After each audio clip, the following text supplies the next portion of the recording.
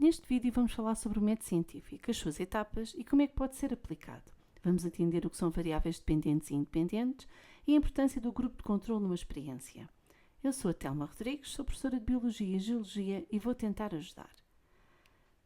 A primeira pergunta que se coloca é, obviamente, o que é um método científico? Como é que podemos definir método científico? O que é que sugerem estas palavras? Método, algo que se faz por etapas, de forma metódica, e científico está relacionado, obviamente, com ciência. Então, nós podemos definir método científico como sendo o conjunto de etapas seguida de forma organizada, lá está a metódica, que nos leva a produzir novos conhecimentos, resolver problemas ou questionar conhecimentos anteriores. Como é óbvio, o método científico é utilizado para produzir novo conhecimento científico, mas é utilizado por nós também no dia-a-dia, sem a gente dar conta. Vejam lá este exemplo. Quem nunca aconteceu isto no nosso dia-a-dia? Não encontro o telemóvel. Quando dou conta disto, eu faço uma observação. Eu verifico que não tenho o telemóvel comigo. Esta observação, leva a que eu faça uma pergunta. Onde é que está o telemóvel? Onde é que eu o deixei? E aqui estou a formular um problema. Estou a formular uma questão, a levantar uma questão. A formulação do problema leva claramente a tentarmos resolver o problema. E para tal, eu vou formular uma hipótese. Eu vou formular a hipótese com base naquilo que eu sei. Vou-me tentar lembrar o que é que eu fiz hoje para tentar ver onde é que eu possivelmente o deixei.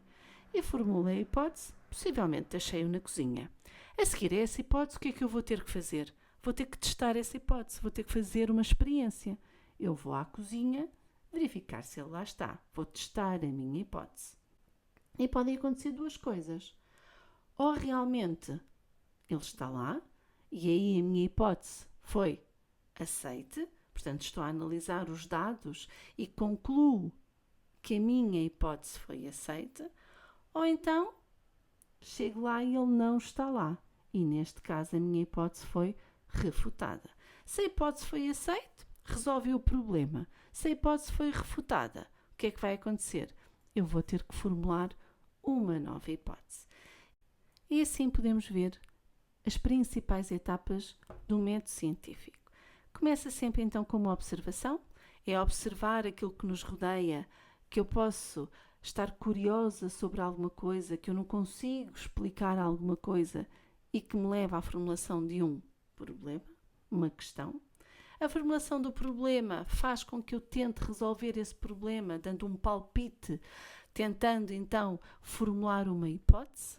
Ao formular a hipótese, vou ter que a testar para saber se ela está correta ou errada e, por fim, vou analisar os resultados e tirar conclusões.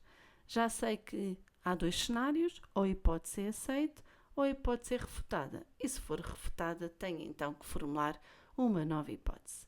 Vamos então agora aplicar as etapas do método científico a uma situação concreta. Então vejamos. Eu faço a seguinte observação. Eu vejo que existem carros de diferentes formas e que uns andam mais rápido do que os outros.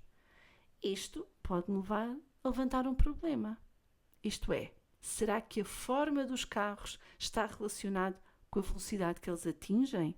É a observação que eu estou aqui a fazer. Então, eu vou formular um problema que pode ser um dos que eu aqui apresento. Que forma da carroceria faz o carro andar com maior velocidade? Será que a forma de carroceria influencia a velocidade do carro? São alguns problemas que eu podia levantar com base na observação que eu fiz. Então, formulei um problema, vou tentar respondê-lo, formulando agora uma hipótese. E a hipótese é formulada sempre com base em conhecimentos anteriores. A hipótese faz-se com base naquilo que eu já sei sobre o tema ou, se não sei, vou pesquisar. Basicamente, a hipótese pode ser feita a partir desta declaração. Se eu sei que é qualquer coisa, então, e aplicando ao problema que eu estou a tentar resolver, tento formular uma hipótese que vá de encontro àquilo que eu já sei e ao meu problema. Em termos gerais, ao fazer uma declaração como esta, os cientistas praticam um raciocínio dedutivo, isto é, passam do geral para algo mais específico. Por exemplo, no caso dos carros, Se a forma da carroceria de um carro se relaciona com a resistência ao ar que ele encontra, é algo que eu já sei, que formas mais aerodinâmicas provocam menos resistência ao ar, então os carros mais aerodinâmicos conseguirão atingir uma maior velocidade. Portanto, eu baso o conhecimento que eu já sei para formular uma hipótese de algo mais específico. Então, formulei a minha hipótese, vou agora testá-la, porque isto é algo muito importante. Uma hipótese só é uma verdadeira hipótese científica se puder ser testável. Porque se ela não puder ser testável, então não é uma hipótese científica. Então, eu vou planificar, vou realizar uma experiência para testar a minha hipótese. E ao fazer esta experiência, eu tenho que ter muito cuidado, eu tenho que controlar todas as variáveis, tenho que fazer com que o meu estudo, os dois carrinhos tenham tudo igual, todas as situações de um carrinho e do outro sejam idênticas e apenas aquilo que eu estou a estudar, que é a forma da carroceria, é que fique em aberto, é que esteja aqui em estudo. Então eu vou ter o cuidado de os dois carrinhos terem o mesmo peso, o mesmo volume, as pistas onde eles vão correr sejam exatamente iguais e a força que eu vou colocar nos carrinhos seja exatamente a mesma, que é para os resultados estarem só dependentes da variável que eu fiz modificar de um carrinho para o outro. Ok? Então, ao fazer a minha experiência, vou depois analisar os resultados. Isto leva-me a um conceito muito importante que nós vamos usar variedíssimas vezes, que é o conceito de variável independente e variável dependente. O que é então a variável independente? A variável independente é aquela que é controlada pelo investigador. É aquela que ele faz variar de um grupo para o outro para depois ver o resultado, para ver que consequências, o que é que isso vai influenciar na experiência que está a fazer.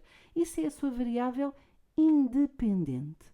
E que em cada grupo experimental eu só devo ter uma variável independente. As outras devem ser iguais para eu poder ver a consequência da variação dessa variável que eu estou a estudar.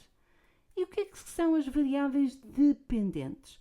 São aquelas que não são controladas pelo investigador e que são medidas no fim. É aquela que eu posso medir, aquilo que se modificou ao longo da experiência, mas essa modificação está dependente daquilo que o investigador fez. Isto é, o investigador faz variar a variável independente. Isso provoca variações na experiência, que vão ser medidas, e essas variáveis são as variáveis dependentes, porque elas dependem da alteração que foi feita pela variável independente na sua experiência. Vamos tentar agora ver no exemplo para se tornar mais fácil. Então, no nosso exemplo, qual é a variável independente? O que é que eu fiz variar de um grupo para o outro e depois fui estudar o seu resultado? É sem dúvida a forma da carroceria. Esta é a variável independente, manipulada pelo investigador. E qual é que é a variável dependente? O que é que no final eu fui avaliar para verificar de que forma a variável independente influenciou a minha experiência? Foi a velocidade. Era aquilo que eu queria saber. Eu queria saber se a forma da carroceria influenciava a velocidade do carro. Portanto, a forma da carroceria era a variável independente e a velocidade, neste caso, a variável dependente. Outro aspecto muito importante é eu saber identificar o grupo de controlo e o grupo experimental. Quando eu vou planificar a minha experiência, eu tenho que ter isto muita atenção. Eu tenho que ter um grupo de controlo em que todas as condições da experiência são mantidas inalteráveis e no grupo experimental todas as condições são idênticas, são iguais ao grupo de controlo, excepto aquela que é a variável independente. Aí, essa eu vou variar, que é para depois poder verificar os resultados, a consequência dessa manipulação, dessa variação que eu fiz. Ok? Grupo de controle e grupo experimental. Então, no nosso caso, qual é que será o grupo de controle? O grupo de controle é aquele que não tinha a forma aerodinâmica, porque aquilo que eu estava a testar era se a forma aerodinâmica fazia com que o carro andasse com maior velocidade. Então, o grupo experimental obrigatoriamente vai ser aqui o carro com a forma aerodinâmica. Ok? No final, vou analisar os dados e tirar as conclusões. Aqui, neste meu exemplo, eu vi que o carro com a forma aerodinâmica andou mais rápido. Então, a minha hipótese foi aceita. Os dados, quando eu analiso os dados, podem ser de duas formas, qualitativos ou quantitativos. Qualitativos, se forem apenas descrições, mudou de cor, mudou de forma. Quantitativos têm a ver com uma medição, há números. Neste caso do nosso exemplo, foram dados quantitativos. Eu pude medir mesmo a velocidade que o carro atingiu e tirar as minhas conclusões. Basicamente, o objetivo final é tentar provar ou refutar uma hipótese. E ao fazer, vou tentar responder ao problema formulado. Se a hipótese for aceita, tenho o problema resolvido, o que pode eventualmente levar a produzir novo conhecimento científico. Se eu não conseguir resolver o meu problema, vou ter que formular uma nova hipótese, planificar uma nova experiência, tirar novas conclusões e ver se a nova hipótese que eu formulei faz agora sentido e consegue resolver o problema. Como veem, os cientistas não têm a tarefa fácil, não é à primeira, muitas vezes, que conseguem, na primeira hipótese que formulam, resolver os seus problemas, mas é preciso alguma persistência, algum trabalho e, eventualmente, chegar a novo conhecimento científico. Ficou percebido? Espero que sim.